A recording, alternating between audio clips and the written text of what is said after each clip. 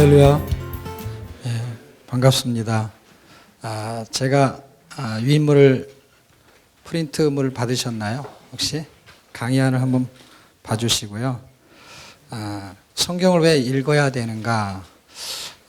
성경을 왜 읽어야 될까요? 당연히 읽어야죠, 그렇죠? 근데 어떻게 읽어야 되고 읽으면 어떤 유익이 있는지에 대해서 좀 나눠보려고 합니다. 유인물에 보시면요, 도입이라고 써있는 맨 앞에 부분에요. 사람이 성경을 읽어야 하는 궁극적 이유는 무엇인가 하고 제가 답을 달아놨습니다. 하나님께서 성경을 기록하신 목적을 알기 위해서다. 하나님이 성경을 쓰신 목적이 있습니다. 그 목적은 디모데후서, 오늘 아까 우리가 좀 전에 읽었던 디모데후서 3장 15절에서 17절에 있는 말씀을 종합해 보면요, 구원과 순종이라는 단어로 함축할 수가 있습니다. 1번과 2번이 되어 있는데요, 1번에 보면은 구약 성경에 나타난 성경을 기록한 목적을 찾아보았고요, 2번은 신약 성경에 나타난 기록된 목적을 찾아보게 되었는데요, 두 개의 구절이 다 신약 성경에 있습니다. 그런데 왜 1번은 구약 성경에 기록된 목적이라고 했냐면요, 그 당시에 모든 성경은 이렇게 말했을 때 구약 성경만 있을 때였던 것이죠. 다시 말하면 신약 성경이 없을 때였던 것은 여러분들도 잘 아실 것입니다. 그러면 구약 성경 전체가 무슨 이야기를 하고 있냐면, 모든 성경은 하나님의 감동으로 된 것으로 의로 교육하기에 유익하고 하나님의 사람 또는 선한 일을 행하기에 온전하게 하려는 목적을 가지고 기록되었다는 것이죠. 신약 성경은 특별히 요한복음 20장 31절을 보게 되면 성경을 기록한, 물론 요한복음이죠. 그렇지만 성경을 기록한 목적은 예수께서 하나님의 아들이심을 믿게 하려는 것이고요, 또 믿고 생명을 얻게 하는 데 목적을 두고 있습니다. 이걸 그냥 우리가 쉽게 아는 용어로 말하면 구원이라고 말할 수 있을 것 같고요. 요한복음 10장 10절을 보게 되면 내가 온 것은, 예수님이 이 땅에 오신 것은 여전히 생명이라는 주제어가 뜨고 있고요, 더 풍성히 얻게 하려 함이라 할 때 해석의 차이는 있겠지만 풍성한 삶이라는 것은 부자가 되거나 더 건강하거나 하는 부분을 포함할 수도 있겠습니다. 그러나 위에서부터 살펴본 바로 보면 순종이라는, 의로 교육된 순종을 통해서 풍성한 삶을 얻을 수 있다라고 볼 수 있습니다. 자, 이러한 근거들의 근거 구절들을 찾아봤는데요, 그 밑에 보시게 되면 로마서 16장 25절과 26절을 제가 개역성경으로 적어봤습니다. 나의 복음과 예수 그리스도를 전파함은 영세전부터 감추었다가 이제는 나타나신 바 되었으며 영원하신 하나님의 명을 쫓아 선지자들의 글로 말미암아 모든 민족으로 믿어 순종케 하시려고 알게 하신 바 그 비밀의 계시를 쫓아낸 것이니, 이렇게 로마서 16장 마지막 부분을 믿어 순종케 하려고 하나님께서 선지자의 글을 통해서 계시되고 알려져서 모든 민족이 믿어 순종하게 되었다라고 말할 때 아주 중요한 단어가 하나 있는데요, 그게 하나님의 명을 쫓아서 누가? 선지자들이 글을 썼다는 것입니다. 그러면 그 밑에 일본에 보시게 되면 믿어 순종하게 하는 선지자의 글은 도대체 어떤 글을 쓰고 있는 것일까요? 지금 우리가 찾아보는 거는 선지자의 글이지만 신약 성경에서 전부 찾아내고 있거든요. 구약에 쓰여진 선지서의 글들이 하나님의 명을 쫓아서 뭔가의 목적을 가지고 있었던 것인데, 그 목적이 마태복음 1장 22절, 아마 성경 구절 적어져 있을 거고요, 로마서 1장 2절, 히브리서 1장 1절, 계시록 10장 7절, 이 네 개의 성경 구절이 연결고리가 됩니다. 어떤 연결고리가 되냐면요, 예수 탄생의 구원 성취가 성경에 미리 약속되었고 여러 모양과 여러 부모로 기록되었다가 예수 그리스도께서 마지막 나팔을 불게 될 때 재림으로 완성된다는 이야기를 쓰고 있습니다. 우리가 잘 아는 마태복음 1장 22절은 아들을 낳으니 이름을 예수라 하라 하는 그런 문장입니다. 그리고 23절은 보라 처녀가 잉태해 아들을 낳을 것이요 이름을 임마누엘이라 하리라. 이사야서 7장 14절의 말씀을 인용한 것입니다. 그런데 22절을 특별히 살펴보게 되면 이 모든 일에 된 것은 주께서 선지자로 하신 말씀을 이루려 하십니다.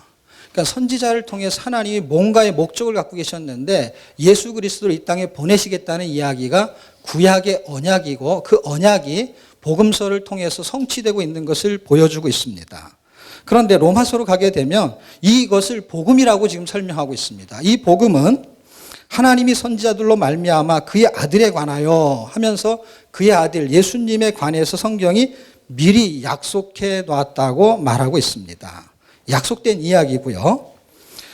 히브리서 11장 1절에 보게 되면 옛적의 선지자들로 여러 부분과 여러 모양으로 우리 조상들에게 말씀하신 하나님이, 물론 하나님께서 이렇게 많은 성경을 쓰신 목적을 무슨 설명을 해 주려고 하냐면요, 하나님의 목적은 분명한데 여러 선지자에게 써줬던 목적은 여러 부분과 여러 모양으로, 사복음서가 하나의 복음만 있어도 되는데 다양한 각도를 증명하듯이 여러 부분과 여러 모양으로 한 가지를 겨냥하고 있다는 거예요.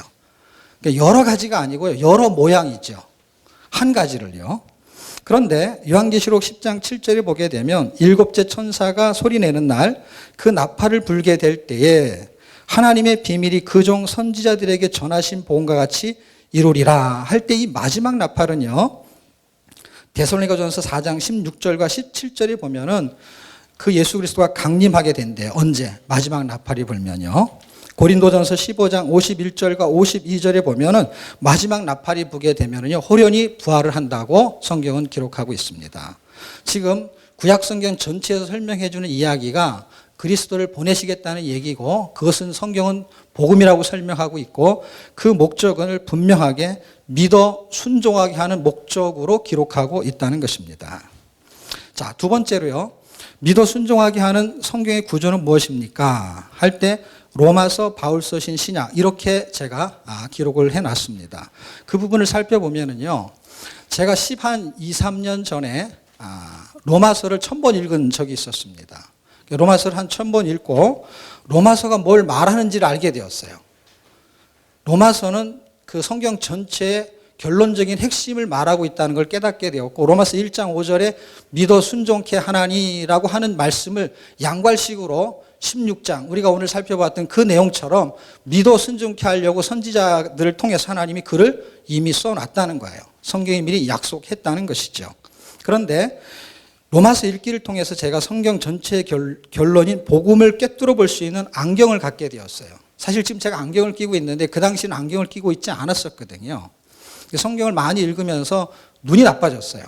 사람들이 이렇게 말합니다. 제가 이렇게 말하면요, 눈이 나빠졌다가 성경을 읽으면 좋아져야지, 그래야 성경을 읽지. 그런데 제가 성경을 읽히는 사역을 하잖아요. 그런데 이런 간증을 하게 되면, 야, 성경 읽으면 눈 나빠지는구나, 이렇게 돼버리잖아요. 그런데 육신의 눈은 나빠진 건 분명합니다. 어떻게 보면은 그냥 저절로 시간이 지나면 나빠질 수도 있어요, 노안이 와서. 그런데 성경을 읽으면서 좋아진 게 있었어요. 그게 뭐냐면 성경 보는 눈이 생겼습니다. 눈이 좋아졌어요. 그런데 육신의 눈은 나빠졌어요. 로마서를 1000번 읽고 나서 한국에 돌아왔습니다. 한국에 돌아와서 이제 바울서신이 나오죠. 바울서신은 주로 저는 히브리서를 포함해서 14권, 로마서부터 히브리서까지 14권을 1000번을 읽었습니다. 물론 로마서보다 더 많은 시간을 걸려서 읽게 되었습니다. 그러면서 성경의 구조를 알게 되었는데요, 로마서서부터 히브리서까지, 예를 들면 바울이 거의 다 쓴 책이거든요. 물론 히브리서를 바울이 썼다고는 하지 않습니다. 적어도 13권은 바울이 쓴 게 분명히 기록되어 있습니다. 그러면 바울은 구약의 율법에 정통한 사람 중에 한 명이었는데요, 구약에 있는 내용을 신약의 13권의 성경을 쓰면서 구약에 있는 율법적인 내용을 복음적인 의미로 전환하고 있는 걸 발견하게 되었습니다. 1000번을 읽으면서 제가 깨달은 것은, 율법적 내용을 복음적 의미로 전환시킬 수 있는 에너지가 생기게 되었어요. 그리고 그 에너지를 통해서 제가 이제는 마태복음부터 요한계시록까지 1000번을 읽었습니다. 지금 읽은 게 아니고 전에 읽었다고요. 다 읽은 거예요. 그러니까 3년 전에 로마서부터 읽기 시작해가지고 이런 순서대로 읽게 되었어요. 로마서부터 히브리서, 마태복음부터 요한계시록, 그렇게 1000번을 읽는 중에 성경의 읽기가 얼마나 대단한 위력이 있는지를 발견하게 되었어요. 공부를 한 게 아니고 큐티를 한 게 아니고 읽기를 했다는 거예요. 물론 그렇게 많이 읽는 거는 쉬운 일이 아니지만 일단 누군가가 읽었다는 건 대단한 일이고, 읽기를 통해서도 뭔가 호소력이 있는 말을 할 수 있느냐 할 때 읽기를 통해서 가능하다라는 걸 어필할 수 있었습니다. 왜냐하면 제가 성경을 읽을 때는 그런 내용이 있는 줄을 몰랐어요. 그런 에너지가 있는 줄을 몰랐어요.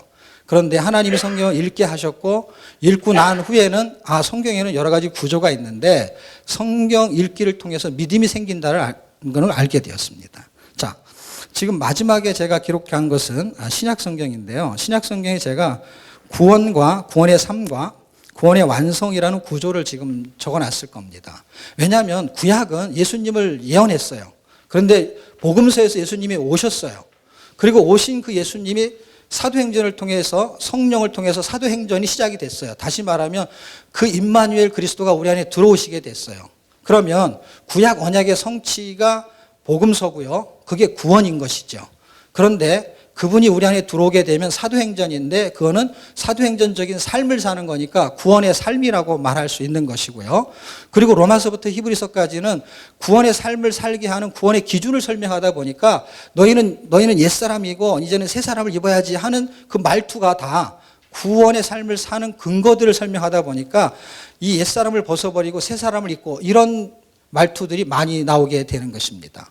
그리고 결국 요한계시로 가게 되면요, 결론이 구원의 완성인 마지막을 설명해 주고 있는 구조를 보게 되었습니다. 그리고 성경을 어떻게 읽어야 되는지를 제가 확인하게 된 게 있다면, 할 수만 있으면 결론을 붙잡고 있는 게 좋겠다는 생각을 갖게 되었어요.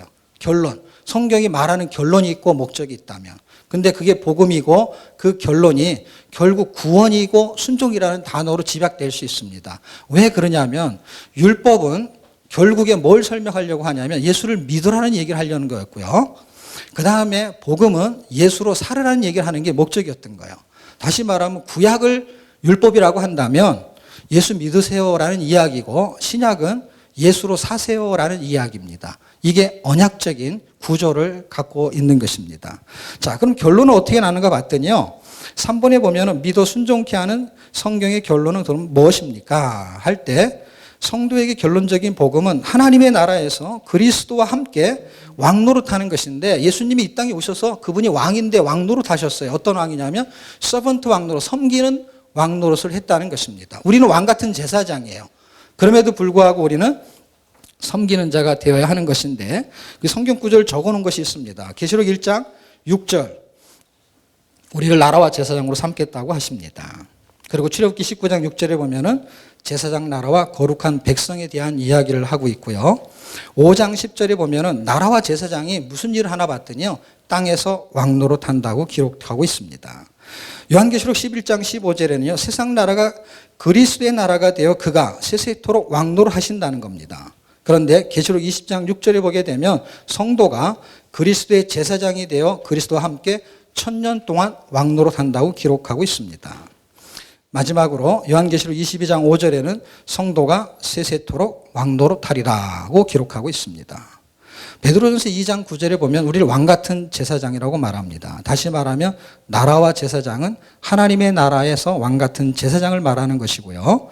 로마서 15장 16절은 섬기는 제사장, 다시 말하면 하나님 나라 백성으로 하나님 섬기는 복음의 제사장을 말하고 있습니다. 자, 그러면 서론 부분에서 아까 도입에서 성경을 읽어야 되는 이유를 설명했는데, 여기서 또 성경을 왜 읽어야 되느냐라고 지금 제가 서론에 질문을 담았습니다. 예수를 믿어서 하나님께 순종하게 하는 성경의 기록 목적이 우리의 참 현실이 되기 위해서 성경을 읽어야 된다는 것입니다. 보세요. 성경을 읽어야 되는 이유는 구원과 순종에 있습니다. 그거는 논리적이고 이론적인 이야기예요. 그럼 서론에서 왜 성경을 읽어야 됩니까? 하는 것은 실제적인 논리를 설명하려는 거예요. 믿어 순종케 하는 성경의 목적이 내 삶의 현실이 되기 위해서 읽어야 된다는 것입니다. 그럼 성경을 읽으면 정말 현실이 되는가 안 되는가는 제 강의의 내용에 약간 포함되어 있기 때문에 한번 잘 들어주시면 감사하겠습니다. 우리가 성경을 읽으려는 목적이 있습니다. 그런데 하나님이 성경을 쓰셨기 때문에 하나님이 성경을 읽히려는 목적을 갖고 있는 거예요. 그러면 우리가 성경을 읽으려고 하는 목적은 무엇입니까? 만약에 제가 이렇게 질문을 던진다면 장로님들은 어떻게 대답을 하시겠습니까? 이제 어떤 분들에게 대답을 하면은 목적을 잘 모르는 경우에는 목표를 이야기합니다. 그 목표가 뭐냐면 1년에 1도. 그건 목표입니다. 하나님이 우리에게 성경을 읽게끔 하려고 주신 거잖아요. 뭐 공부도 하고 설교도 하지만 어쨌든 그 텍스트를 읽게 하시려고 성경을 주신 거죠. 그랬을 때 하나님이 성경을 우리에게 읽히려고 하는 목적은 1년에 한 번 읽게 하는 게 목적으로 쓰신 것은 아닐 수 있다는 것입니다. 그런데 우리가 그런 목표를 가질 수는 있죠. 1년에 한 번이라도 읽어봐야 되겠다. 그랬을 때 목적은 도대체 무엇인가 할 때 목적은 성경을 기록한 목적하고 같으면 좋은 목적이라고 저는 생각합니다.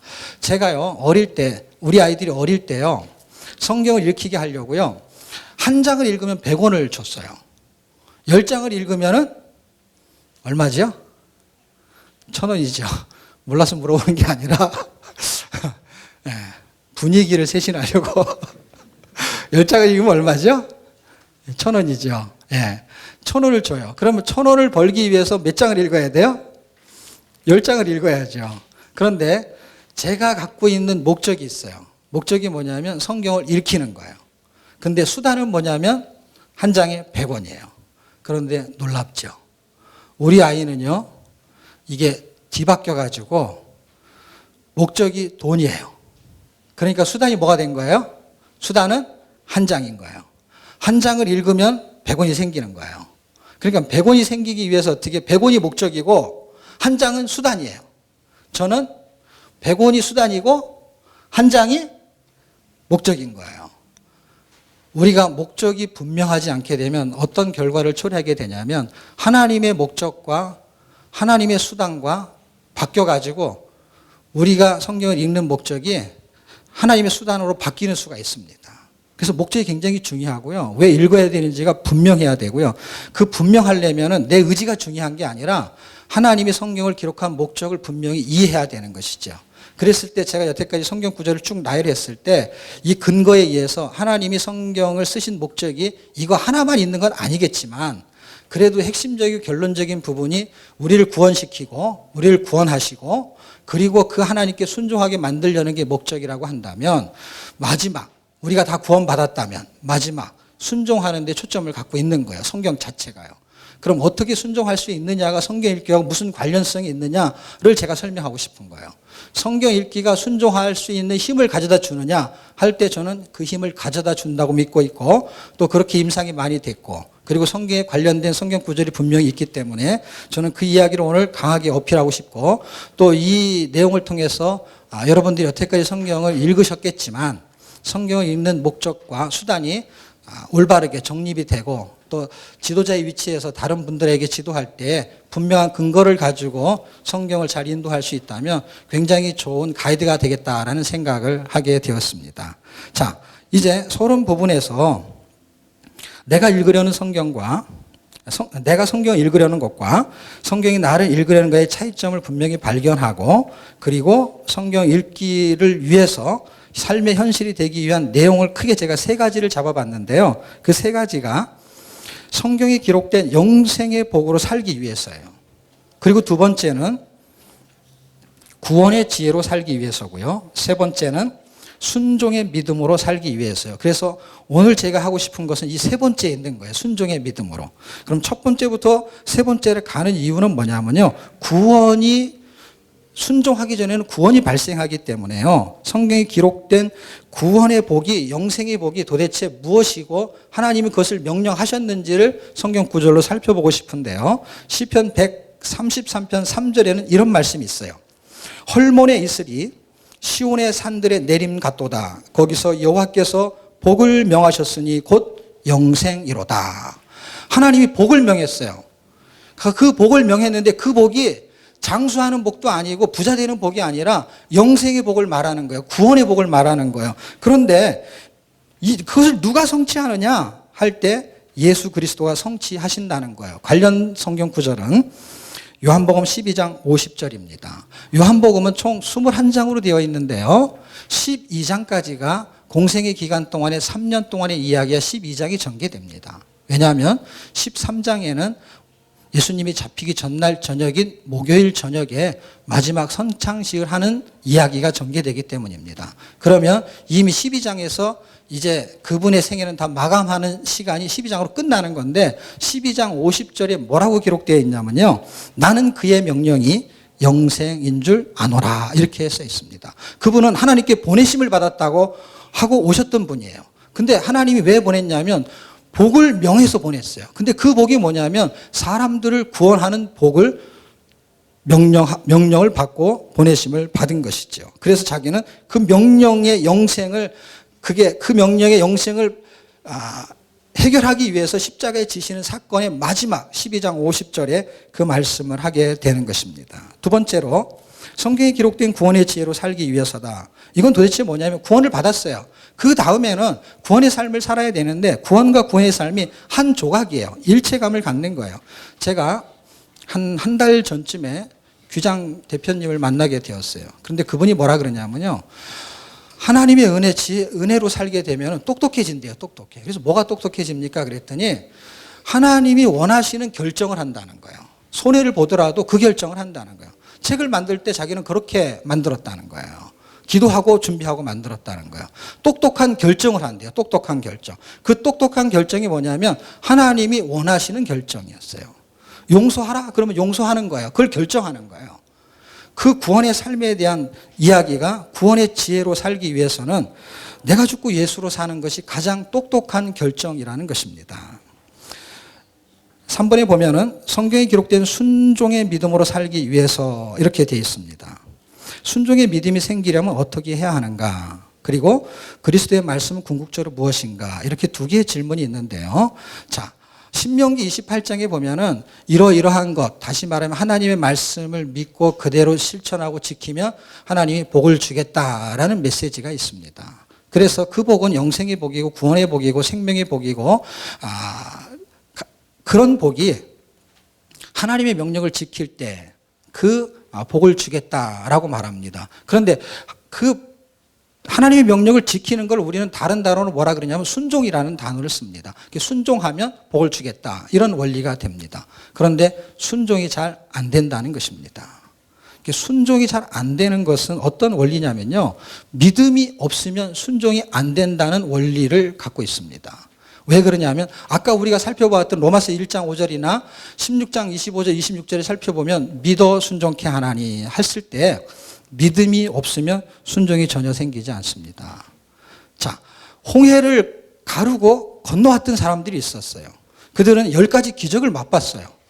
이 사람들을 민수기 사람들이라고 하고 광야의 백성들이라고 합니다. 그들이 홍해를 건너고 광야에 들어왔을 때 하늘의 만나를 먹고요. 메추라기를 먹고요. 40년 동안 의복이 헤어지지 않았고 신발이 닳지 않았습니다. 그런 엄청난 기적을 맛보았던 그들이 히브리서 3장에 보게 되면요. 뭐라고 기술하고 있냐면요. 그들이 하나님의 진노를 받았다라고 기록하고 있습니다. 그런데 왜 진노를 받았냐? 3장 17절, 18절, 19절에는 이렇게 기록하고 있습니다. 그 진노를 받은 이유는 그들이 불순종해서 진노를 받았다. 이렇게 말합니다. 순종하지 않아서.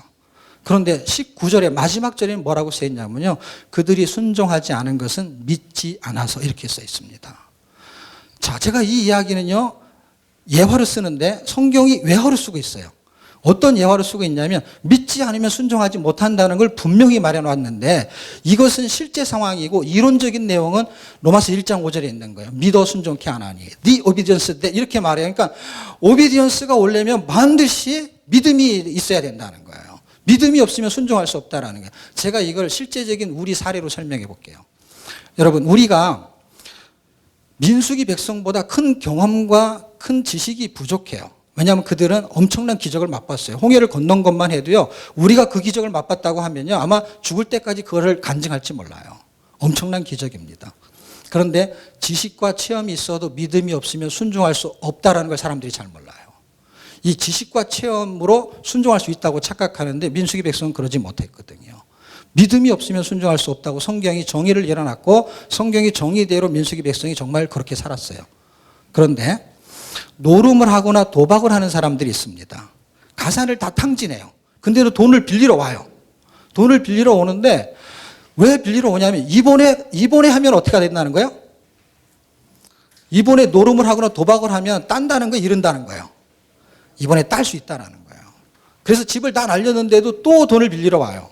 근데 빌려주는 사람은 이번에도 잃을 것 같아요. 근데 빌리는 사람은 어떤 믿음을 갖고 있을까요? 이번에도 딸 수 있다는 거예요. 도박을 하는 사람도 믿음이 없으면 도박을 못해요. 다시 말하면 도박을 하는 사람만도 믿음이 없는 사람은 그렇게 살 수가 없어요. 이게 잘못된 믿음이라도 믿음이 있으면 행동을 하게 돼 있어요. 그런데 이게 좋은 하나님의 말씀이 진짜고 사실인데도 이걸 지식으로만 갖고 있으면 살아낼 수가 없어요. 왜냐하면 이 사람들은 가산을 탕징해도 해요. 해내요, 이거를. 집을 다 날려도 해요. 그런데 왜 그렇게 하는가 봤더니 자기는 딴다는 믿음이 있는 거예요. 잘못됐지만. 성경이 지금 말하고 있는 것은 분명한 약속이 있고 이것에 대한 믿음이 있게 된다면 사자굴에 들어가는 거였던 거예요. 사자굴에 왜 들어갔냐 봤더니 죽는 데 들어가는 거예요. 왜냐하면 그들은 하나님의 약속을 믿었기 때문이에요. 믿었기 때문에.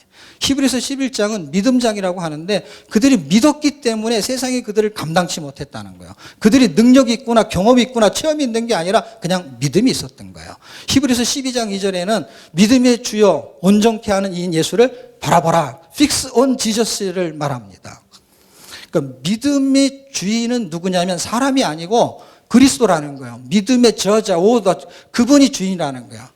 그분이 저자고 그분이 주인인데 믿음은 그분만이 공급한다는 거예요. 그래서 그 은혜를 인하여 너희가 믿음으로 말미암아 구원을 얻었나니.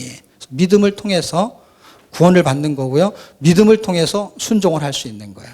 그래서 에베소 2장 8절과 9절은 믿음으로 구원을 말한다면 로마서 1장 5절은 믿음으로 순종을 말하는 거고 로마서 1장 17절은 이 두 가지를 합성해가지고 믿음에서 믿음에 이르게 하나니 이렇게 말했던 것입니다. 믿음에서 구원에서 순종으로 이런 말을 하게 된 것이죠. 그것은 복음에 그런 능력이 있다라고 말합니다. 그러면 믿음이 생기려면 어떻게 해야 됩니까? 자, 순종을 하려면은 믿음이 생기기만 하면 돼, 이제. 여기까지 알았어요.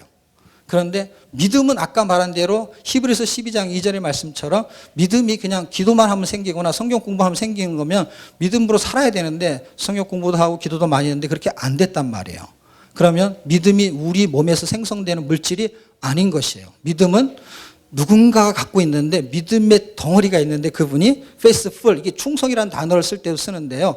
그분이 우리 안에 충만할 때 우리는 충성이라는 단어를 하거든요. 믿음이 꽉 찼을 때. 할 때 그 믿음이 뭐냐 할 때 내가 그냥 이렇게 나는 딸 수 있어 하는 노름을 하거나 도박을 하는 믿음이 아니라 하나님의 약속에 대한 믿음이 그분 자체가 믿음이었던 거예요. 그분 예수 그리스도가 나한테 믿음을 줄 때 그것이 꽉 차면 충성이라고 하고요. 믿음의 덩어리, 그 예수 그리스도, 그분을 통해서 믿음이 공급되어지는 것이니까 믿음이 어디서부터 오는지를 살펴보면 로마서 10장 17절에 보면 이런 말씀이 있습니다. 믿음은 들음에서 나고 들음은 그리스도의 말씀이다. 다 아는 이야기입니다, 우리가. 그래서 믿음이 생기려면요, 그리스도의 말씀을 들어야 돼요. 그리고 그렇게 해서 믿음이 생기면요, 순종할 수 있어요. 순종할 수 있으면요, 그냥 예수로 사는 복이 있는 거예요. 내가 죽고 예수로 사는 그 복을 말했던 것이죠. 자, 그러면 그리스도의 말씀은 궁극적으로 무엇인가 할 때 그리스도의 말씀은 단순한 게 아니고요, 분명한 거예요. 그리스도에 대한 지식이나 행적이나 교훈이 아니고 그리스도의 생명을 말하는 것이고요, 그리스도의 본질을 말하는 말씀이에요. 이거는 그 그리스도의 본질은 예배소 3장 8절로 10절에 있는 말씀에 근거하면은 이런 것이죠. 그 비밀을 전하고 드러내고 알게 하는 구원의 복음을 말하는 것입니다.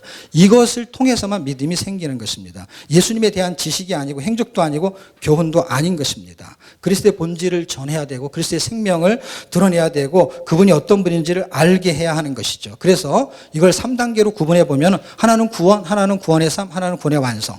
아까 우리가 성경의 구조를 살폈던 것과 동일하게 등장하는 것을 확인할 수 있습니다.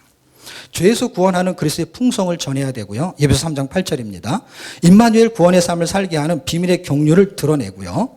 성도에게 구원이 완성이 있다는 것을 악의 세력이 알게 하는 이 복음의 말씀이 그리스도의 말씀이고 이 말씀을 들어야만이 믿음이 생기는 것입니다. 그러니까 하나님의 진리의 말씀이 구속사를 들어야 된다는 거예요. 구원의 역사에 대한 본질적인 핵심을 들어야만이, 다시 말하면 복음을 들어야 되는 것이죠. 복음을. 쉽게 설명하면 복음입니다. 본론에 들어가면은요, 성경을 어떻게 읽어야 하는가.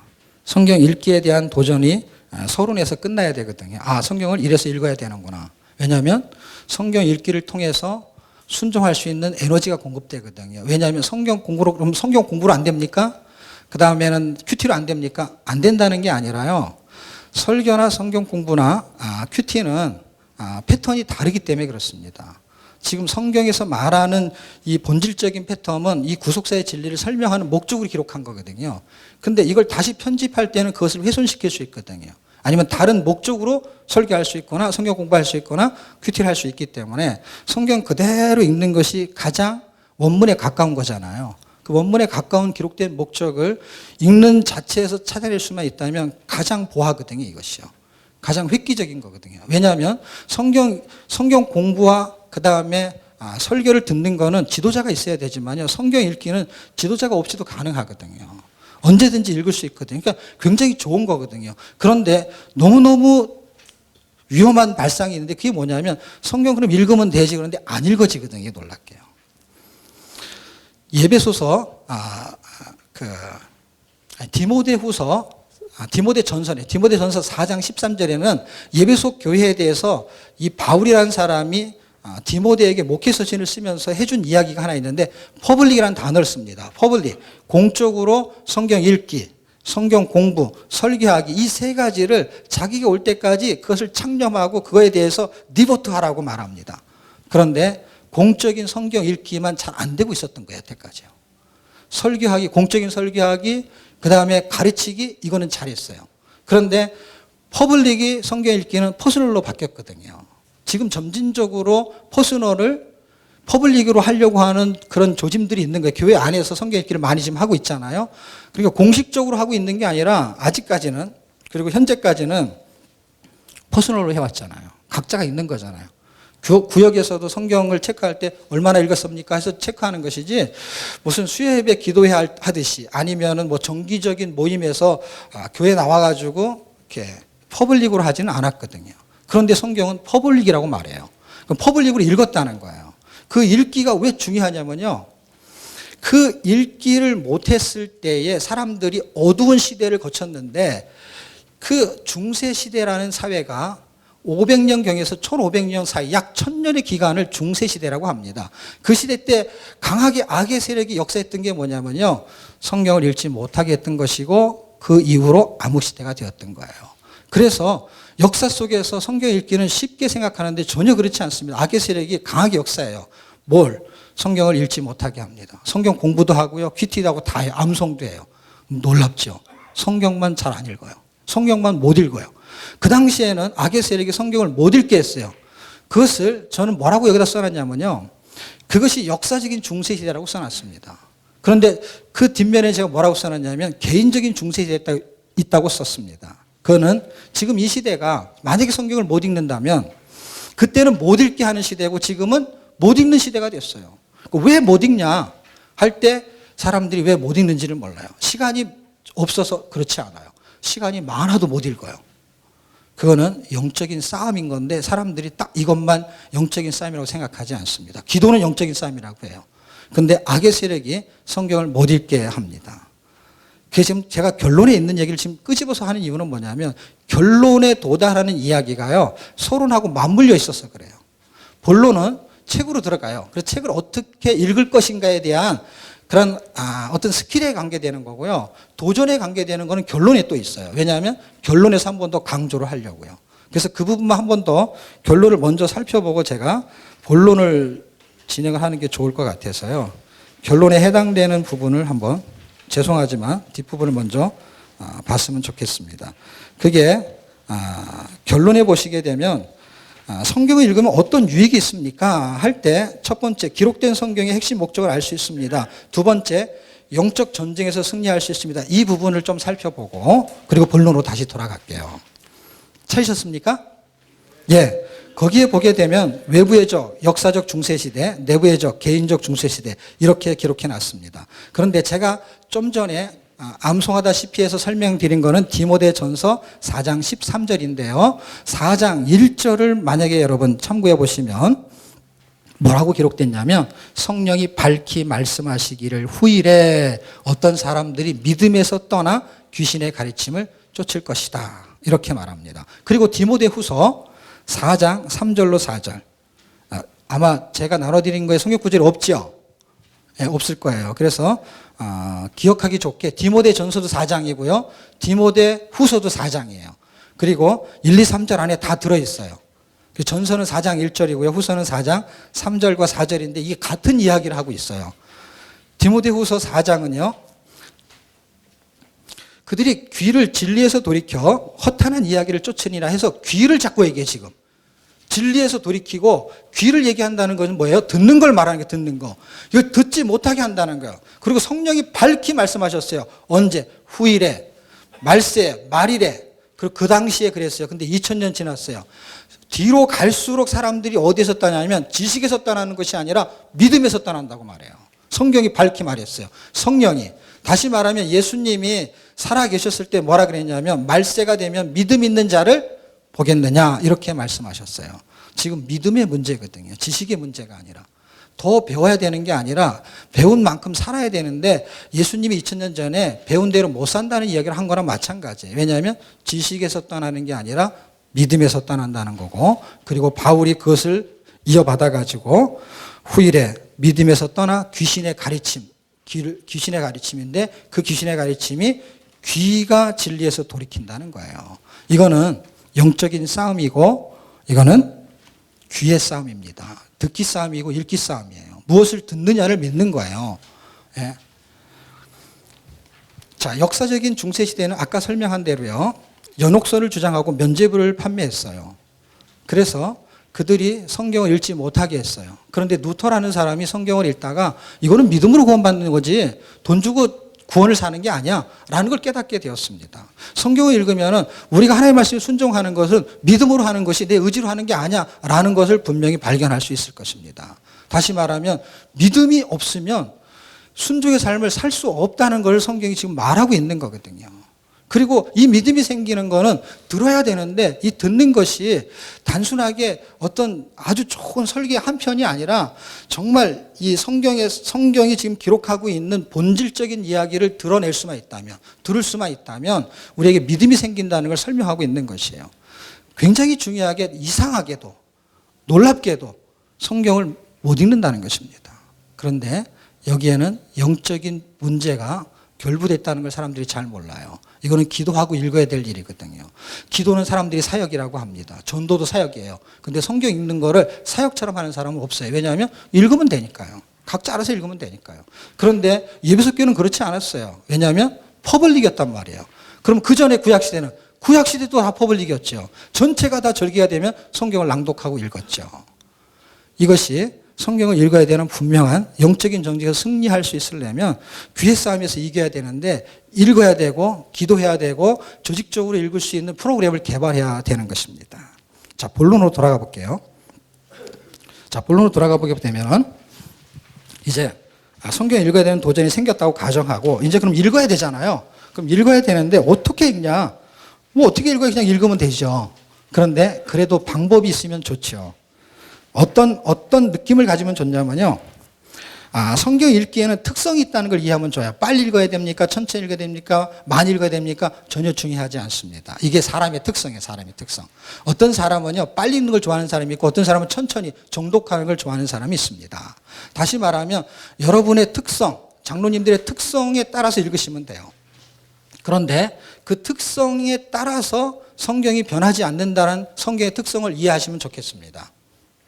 다시 말하면 사람이 선택한 어떤 프로그램이나 장르나 어떤 형태에 따라서 성경이 해석되어지지는 않는다는 것입니다. 왜냐하면 그 방식에 의해서 성경이 해석되어지지 않는다는 것만 이해하시면 가장 좋습니다. 제가 거기다 한 줄을 적어놓은 게 있는데요. 성경을 믿지 못하는 사람의 특성 때문에 그래요. 사람 자체가 성경을 잘 믿지를 못해요. 사람 말 믿지 못해요. 하나님의 말씀도 잘 믿지 못해요. 가데스 바냐에서 12명의 정탐꾼 중에서 10명이 하나님의 말씀을 믿지 못해요. 그 가나안 땅을 주겠다고 했어요. 그들은 우리의 밥이라고 했어요. 그런데 2명만 정답을 말해요. 제가 신학교에서 강의할 때 이런 얘기를 한 적이 있어요. 1번부터 10번까지 문제가 있는데 1번의 답은 2, 2번의 답은 3, 3번의 답은 3, 4번의 답은 4 이렇게 10문제를 다 가르쳐 줬습니다. 가르쳐 주겠습니다. 그리고 내일 시험을 보면 여러분 몇 점을 맞겠습니까? 물어보니까 다 100점을 맞는데요. 그래서 제가 물어봤어요. 어떻게 해서 100점을 맞습니까? 답을 다 가르쳐 줬으니까요.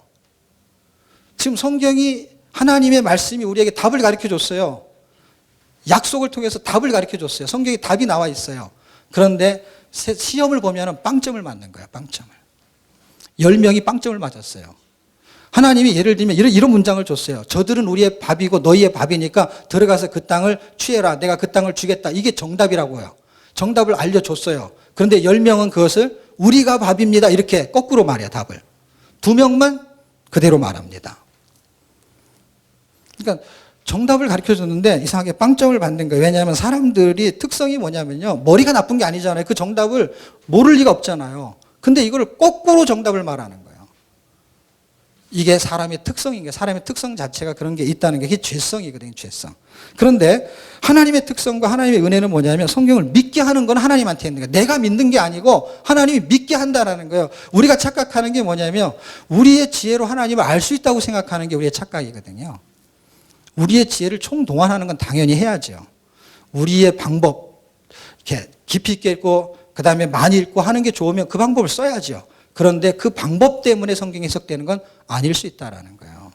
전적으로 하나님의 은혜가 아니면 하나님을 알 수가 없다는 것입니다. 그렇게 이해만 하면 방법은 아무 방법이나 써도 괜찮아요. 어떤 방법? 자기가 좋아하는 방법을 쓰시면 돼요.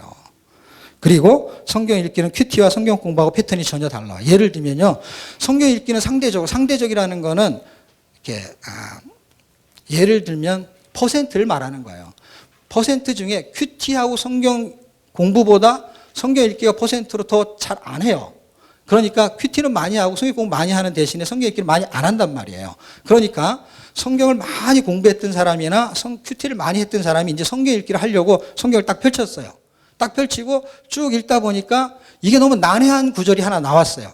그러면 이게 이 성경 공부했던 그 가다가 있잖아요. 가다가. 그럼 뭘로 바뀌는 줄 아세요?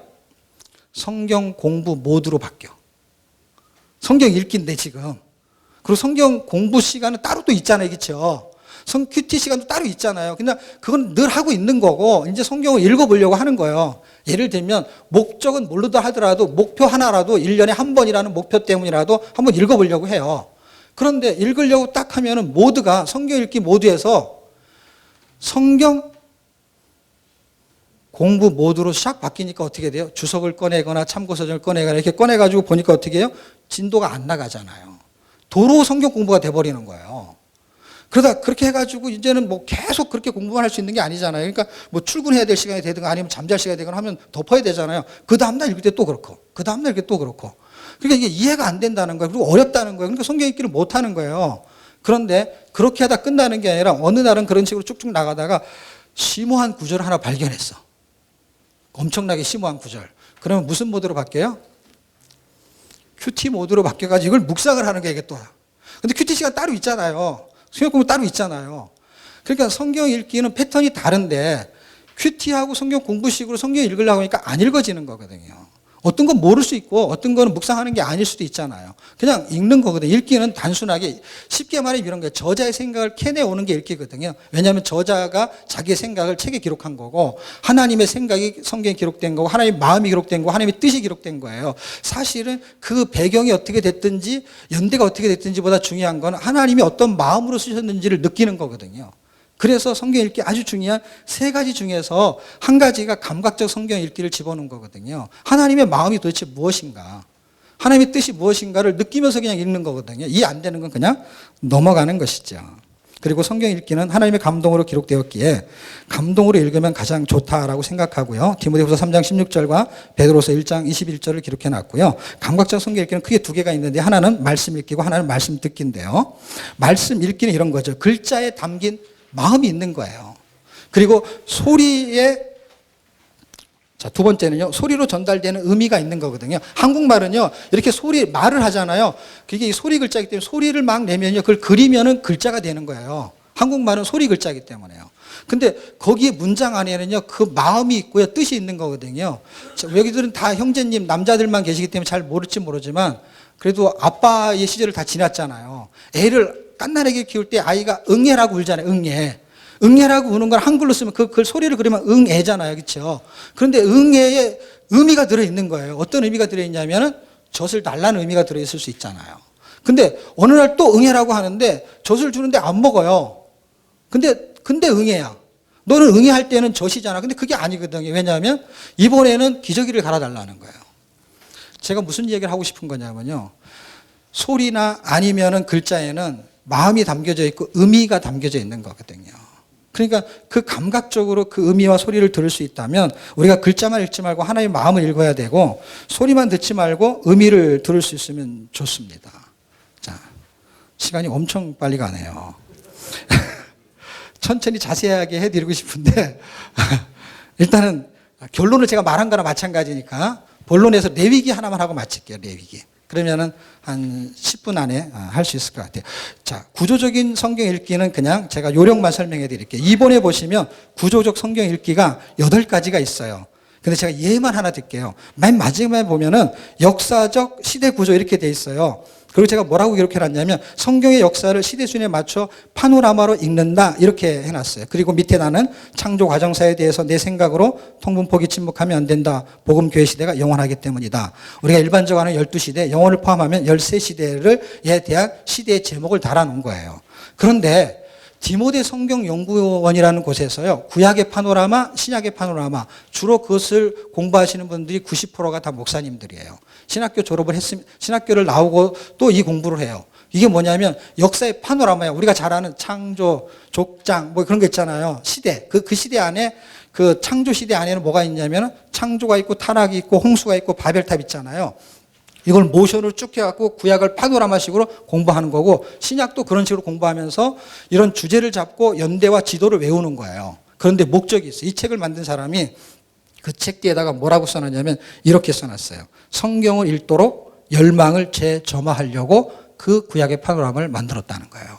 다시 말하면 성경 전체 흐름을 쉽게 연대적으로 공부를 해서 성경을 그 기준에 그 구조에 의해서 성경을 읽을 수 있는 열망을 재점화시키려고 그 책을 만드신 분의 목적이 그거였어요. 그런데 이 강의를 잘하는 친구 한 분이 있거든요, 저한테. 그 사람이 저한테 와서 뭐라 그러냐면 이 공부를 하는 사람들 중에서 원래 목적이 공부가 아니고 공부를 통해서 이게 수단이고 목적은 성경을 읽는 거라는 거예요. 그 책도 이렇게 써 있어요. 그런데 그 공부를 하는 사람 중에 100명이라면 10명도 성경을 안 읽는다는 거예요. 그냥 공부만 한다는 거예요. 그 책의 목적대로도 안 하는 거예요.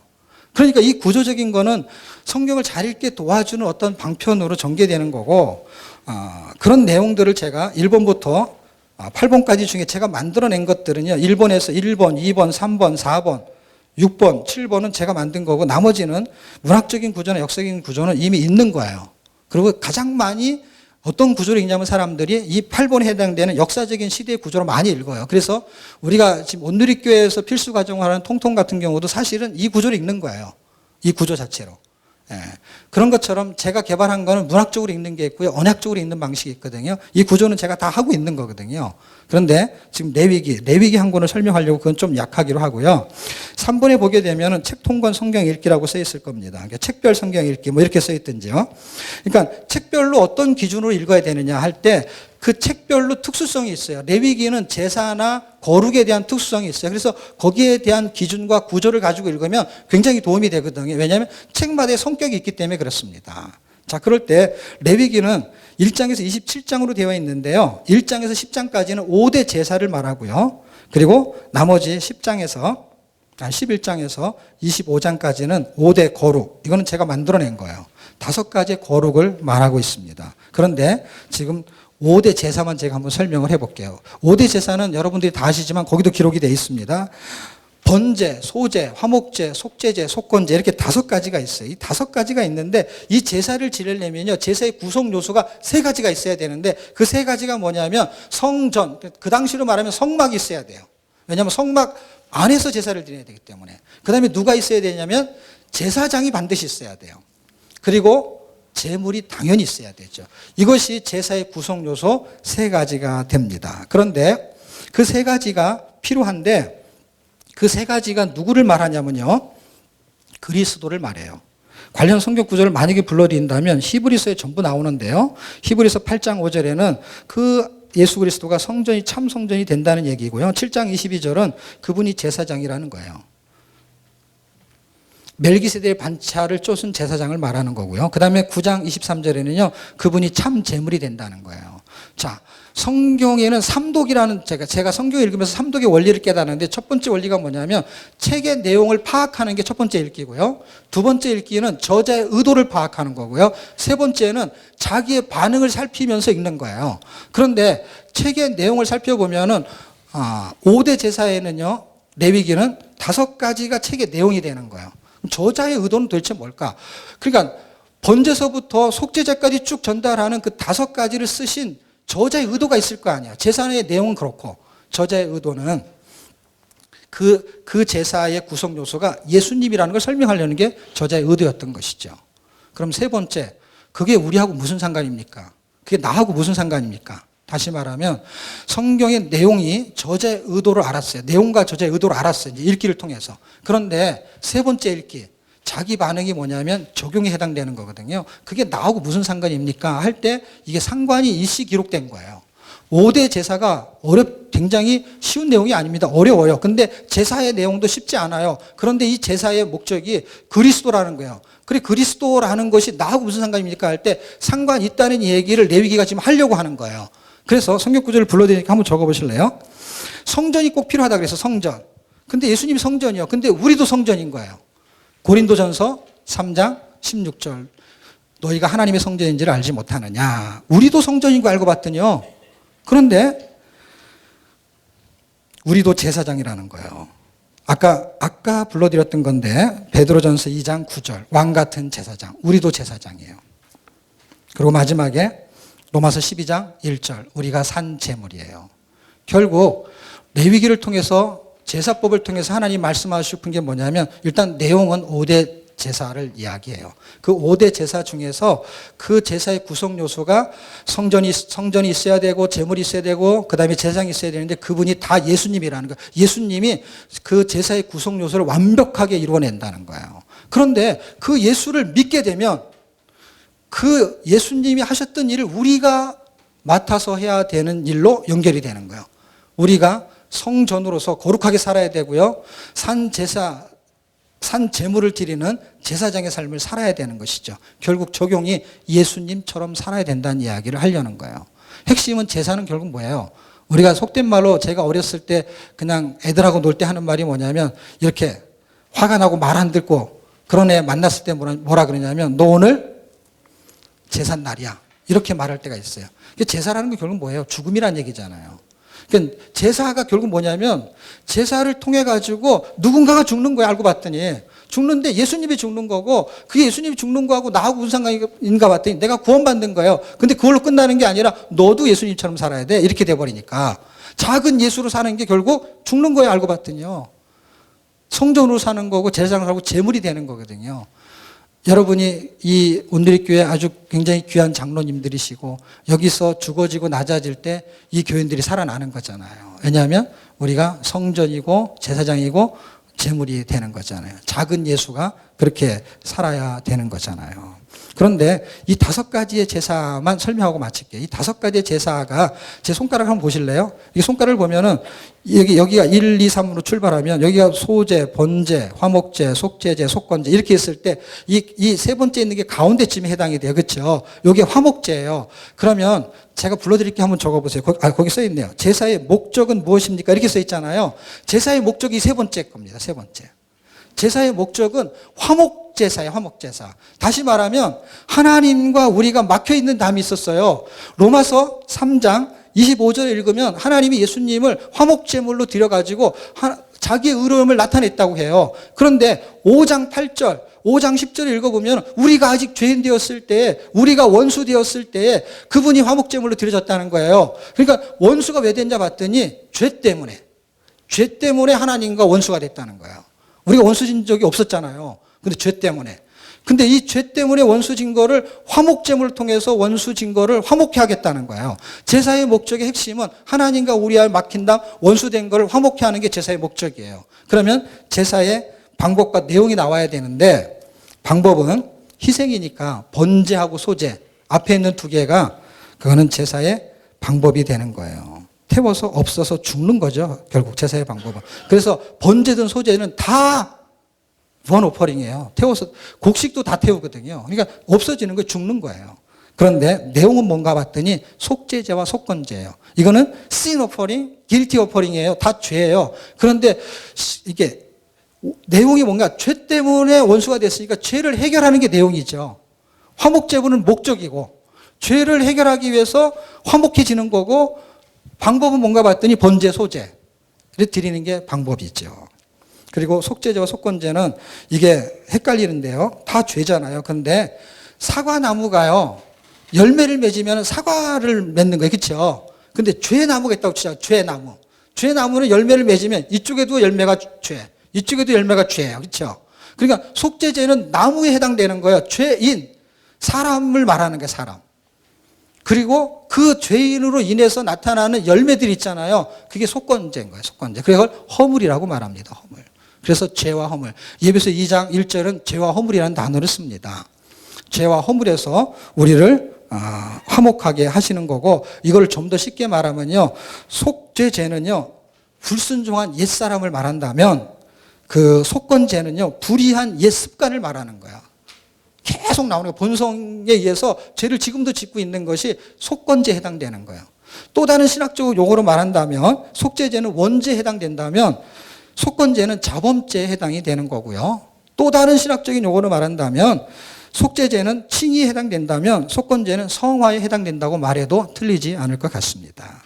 그래서 사실은 그 부분에 대해서 하나님이 화목하게 하시려고 레위기가 쓰진 목적과 의도는 그런 목적과 의도를 가지고 있는 것이고, 결국 성경을 읽으면 이것을 살아낼 수 있는 힘이 생기는 게 결론이거든요. 근데 결론은 아까 갖고 와서 설명했기 때문에 우리가 성경을 읽게 되면 유익이 있습니다. 영적 전쟁에서 승리할 수 있는 힘이 생깁니다. 에너지가 생깁니다. 그래서 아무쪼록 짧은 시간에 경청해 주셔서 감사하고요. 장로님들이 성경 읽기를 통해서 아주 귀하고 복된 그런 직분을 잘 감당하시기를 주의 이름으로 축복합니다. 기도하겠습니다. 기도하고 마치겠습니다. 하나님 감사합니다. 귀하고 복된 시간 만들어 주셔서 부족한 자 와서 잘 전달하지 못했을지라도 주님 도와주시고 힘주셔서 하나님 강의 안에 있는 대로, 성경에 기록한 대로 하나님 말씀이 생명이시고 그 생명의 말씀이 우리를 순종하게 만드는 능력이 있을 줄을 믿습니다. 그런 능력의 말씀이 정말 귀한 장로 아카데미를 통해서 나타나기를 소망하고, 이 일의 수종도는 이장로 장로님 계십니다. 하나님께서 힘주시고 너에게 참여하는 분들이 나이가 많습니다. 연세가 많이 드셨으니 하나님 건강 유지하게 하시고 귀한 사역 끝까지 감당할 수 있도록 하나님이 역사하여 주옵소서. 감사하며 예수님의 이름으로 기도드렸습니다. 아멘. 감사합니다.